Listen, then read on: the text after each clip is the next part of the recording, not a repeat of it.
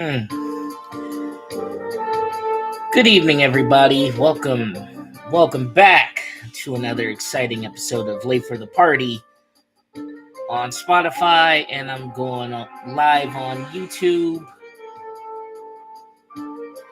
I am your host, Harry Labrea, aka Coverboy, the Modern Marvel. Yeah, we're just gonna cut into the chase and talk about Survivor Series War Games. Well, I'm not even gonna talk about mainly that. It's gonna get real because CM Punk is back, y'all.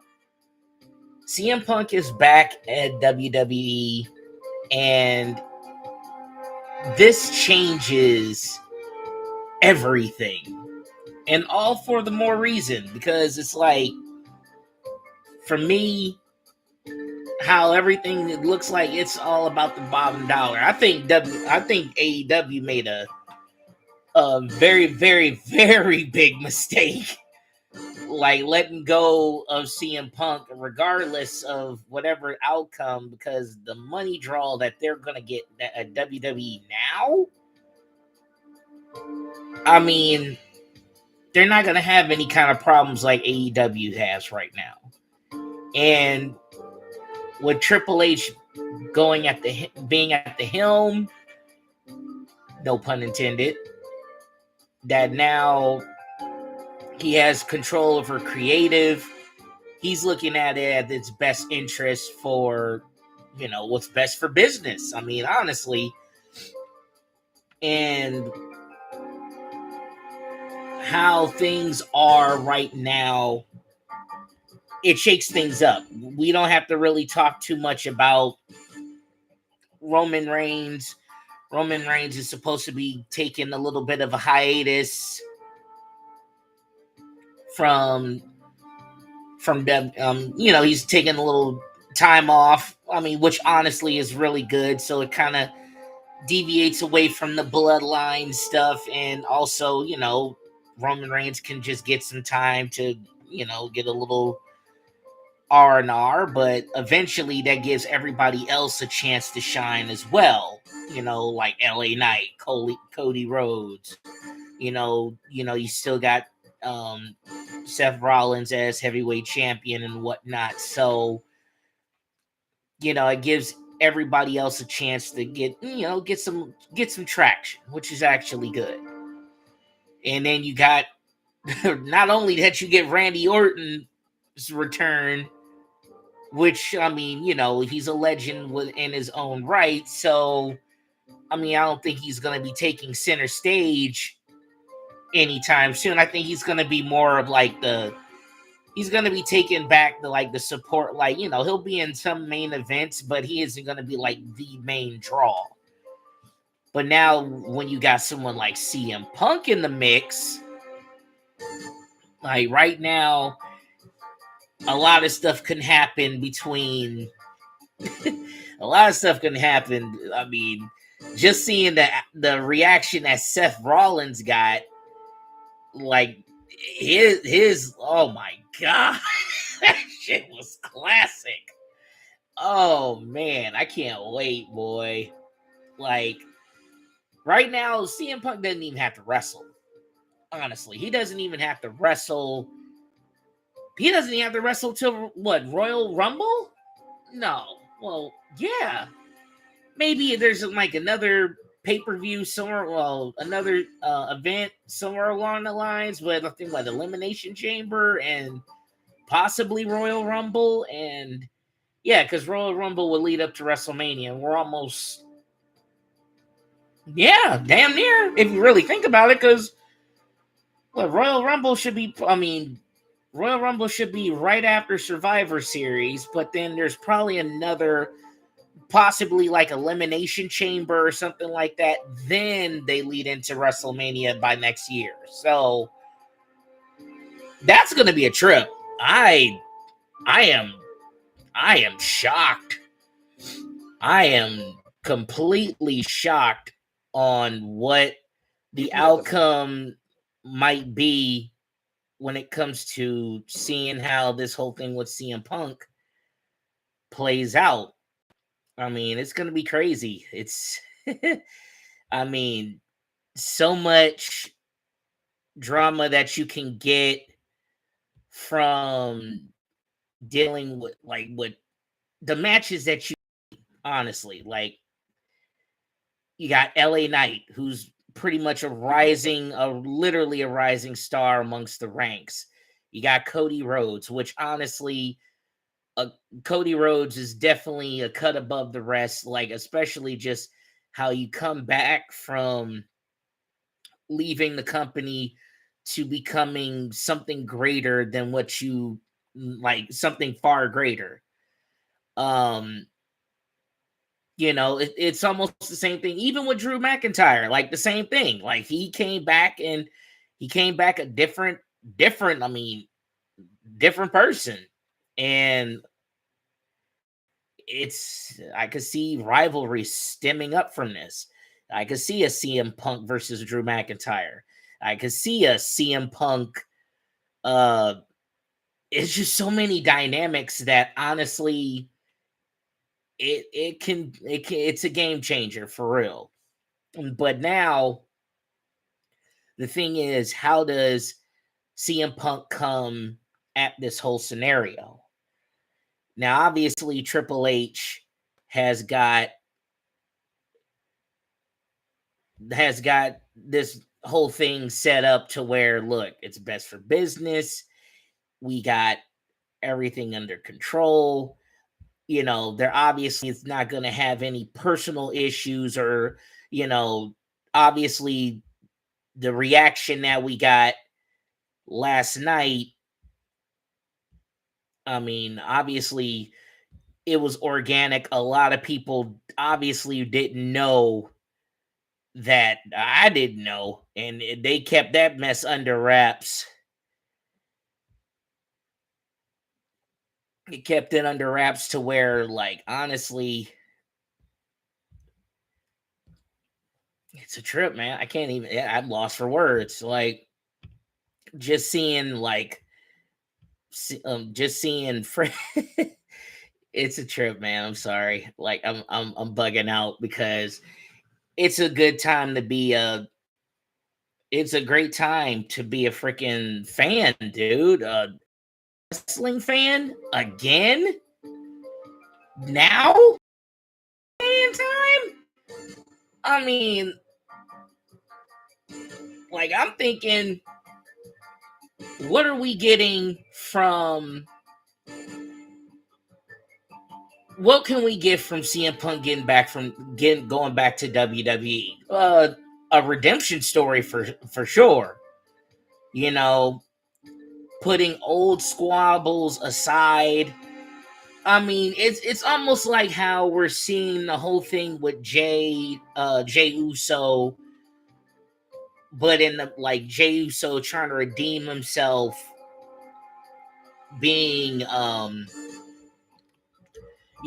to redeem himself from being a part of the bloodline by going Raw and trying to earn his keep, but you have a redemption story with CM Punk that's damn near like just living in real life, and because how he left the company and the changes that's went on, obviously this is a point in his life to where he's getting of age.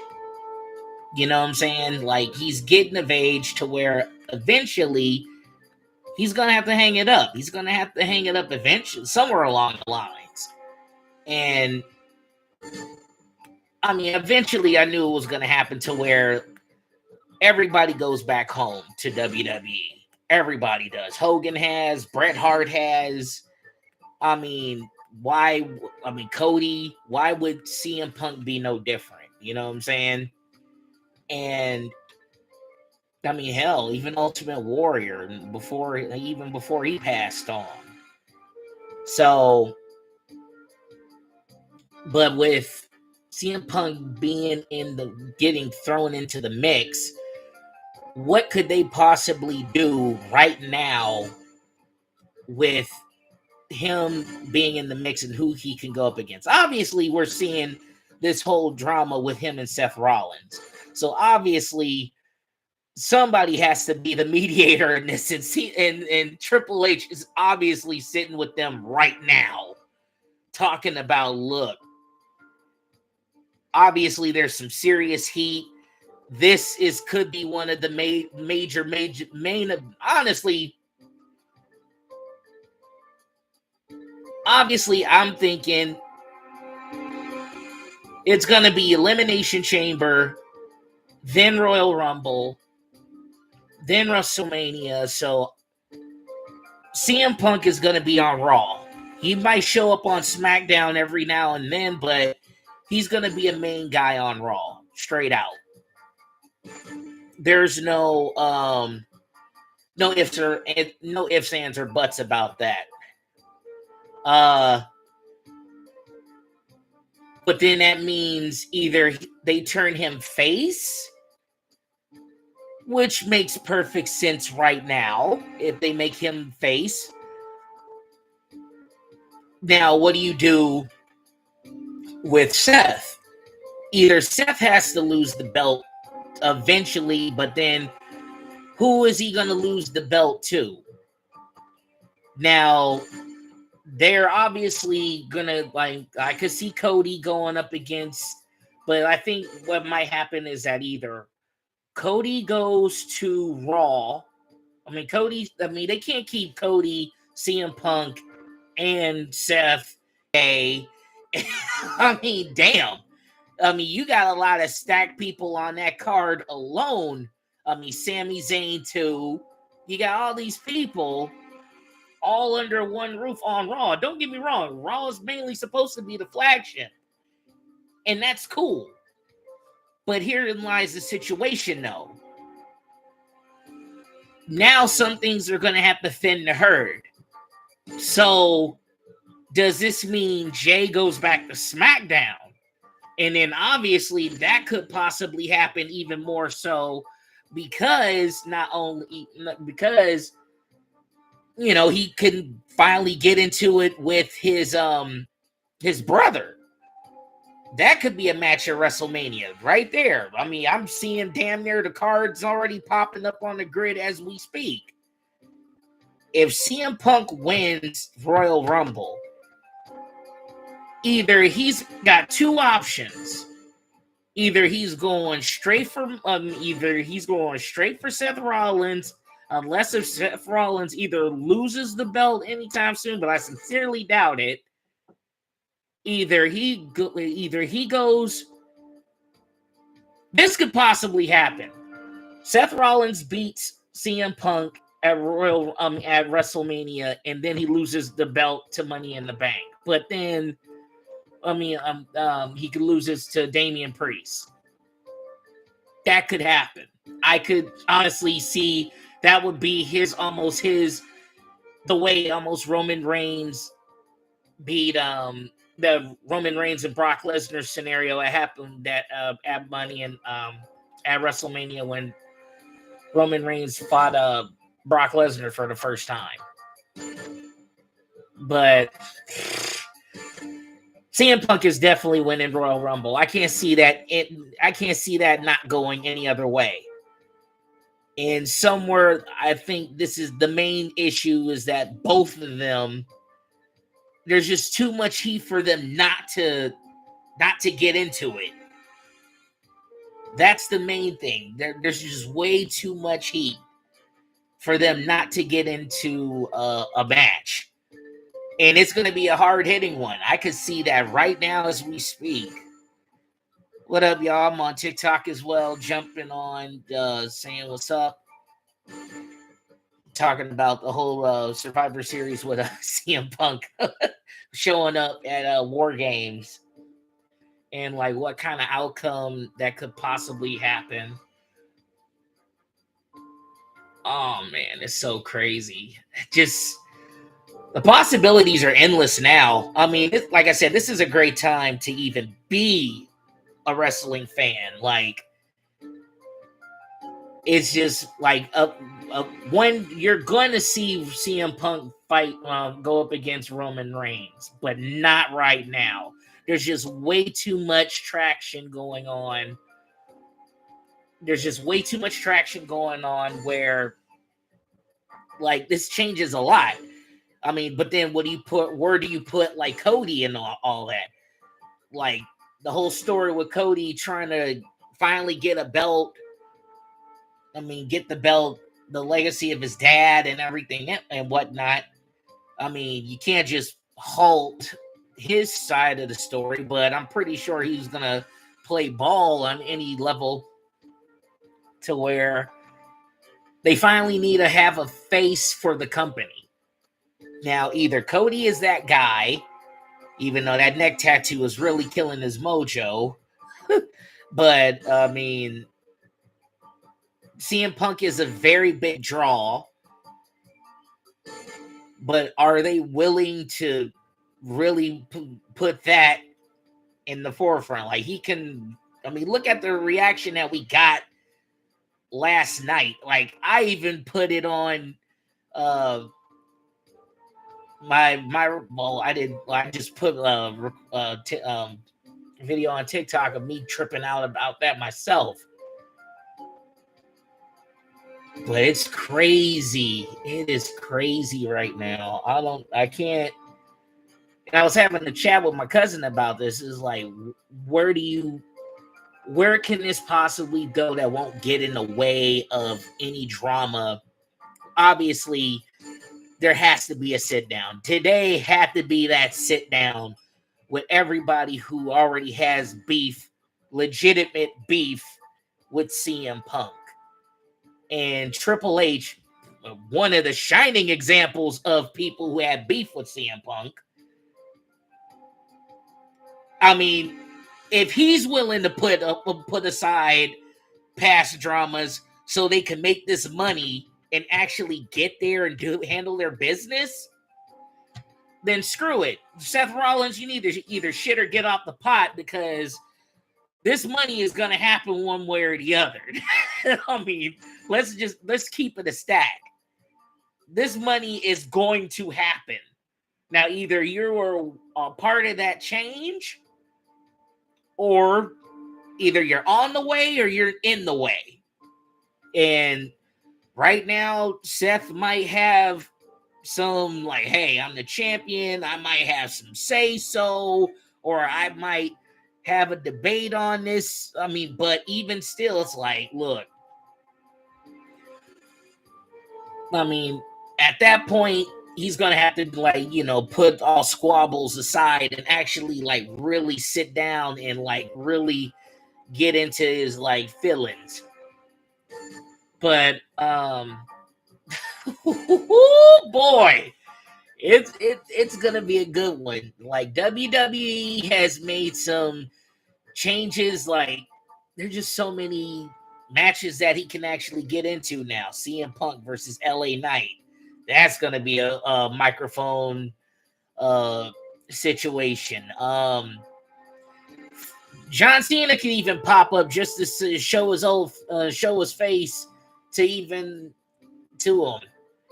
I mean, but when would he start wrestling though?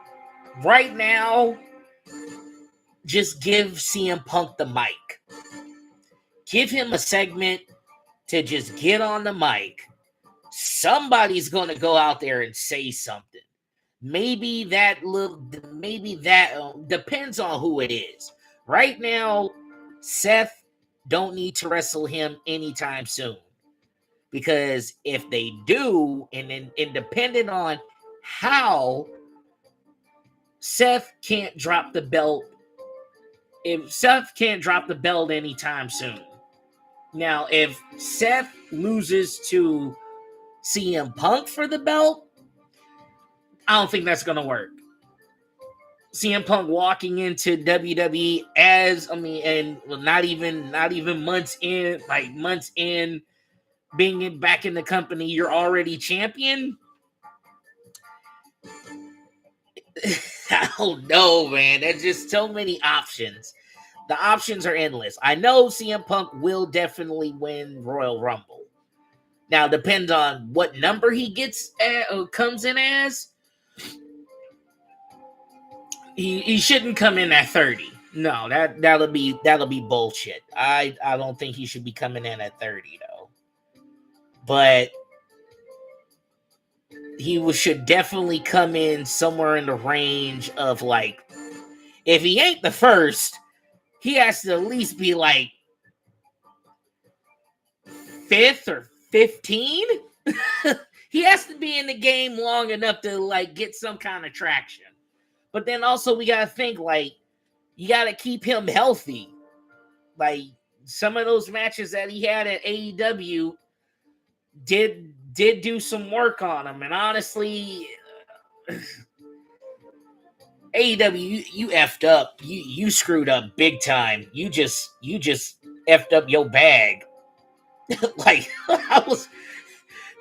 Tony Khan must be like rolling it, like must be like slamming his fists against the floor right now because of just the fact that now WWE wound up snagging yo dude all because you got in the way of a fight that honestly deep down the prima donnas, aka the Young Bucks, and obviously in the VPs at AEW obviously had personal gripes with CM Punk because of, you know, all friends wrestling, because people obviously can't put their issues aside just for the product itself. So, damn. CM Punk versus Roman Reigns, I see that somewhere along the lines. Him being champion, I mean, there's just too many things on the table right now that could like make some drastic things happen. Judgment Day, freaking Damian Priest obviously got great traction right now, so but who does he get the belt from? Obviously, he's been trying to get the belt like a lot from Seth Rollins. Obviously, that hasn't worked, so he has to wrestle somebody to where either just low-key gets hurt, he fucks himself up, or something like that to where he can obviously, you know, lose the belt in that way to where like he did with Brock Lesnar when Brock Lesnar had the Money in the Bank briefcase. So, I mean, that's one way. But then that means Seth would have to beat CM Punk. Okay, then that makes perfect sense right there. So what would you do in that aspect? Like, if that was me, that I could see that happening more than anything else. But then where does he go?